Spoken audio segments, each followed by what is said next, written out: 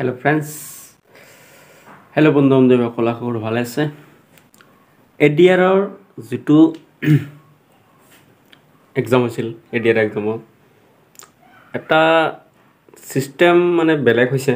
যেটো আমাৰ ম্যাথছ যেটো গণিত কৰাৰ সিস্টেমটো আছে এক্সট্ৰা পেজ দিব লাগে কিন্তু এক্সট্ৰা পেজ দিয়া নাই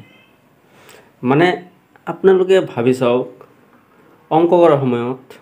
মানে ইমান সময়ৰ মাজত কৰিব লাগে মানে একদম টাইম বহুত শৰ্ট হৈ যায় শৰ্ট টাইম কৰিব লাগে কিন্তু এই কি কয় আপোনাৰ যেটো নাম্বাৰটো আছে একদম এইটো সাইডৰ পৰা একদম লাষ্টত এটা পেজ দিছিল এডিআৰৰ গেট 3 লাষ্টত এটা পেজ দিছিল হিসাব কৰিব কাৰণে কিন্তু হেতু দি কেনকে হয় তো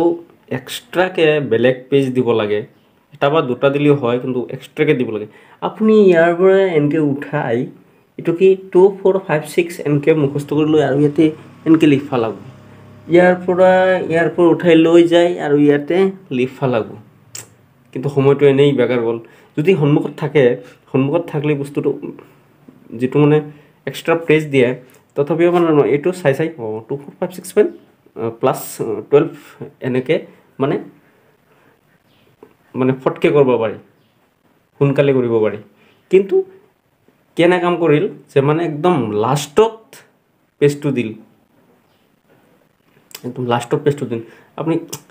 কেনকে কৰিব তো সম্ভৱই নহয় বহুত সময়ৰ দৰকাৰ হৈ যায় মানে ইয়াৰ পৰা অংকটো ইয়াৰ পৰা ভাবি চিন্তি মানে একদম লাষ্ট পেজত লৈ যায় আৰু ইয়াৰ পৰা উল্টাং আৰু চাব লাগে আৰু উল্টাং এনকে লিখব লাগে আৰু এনকে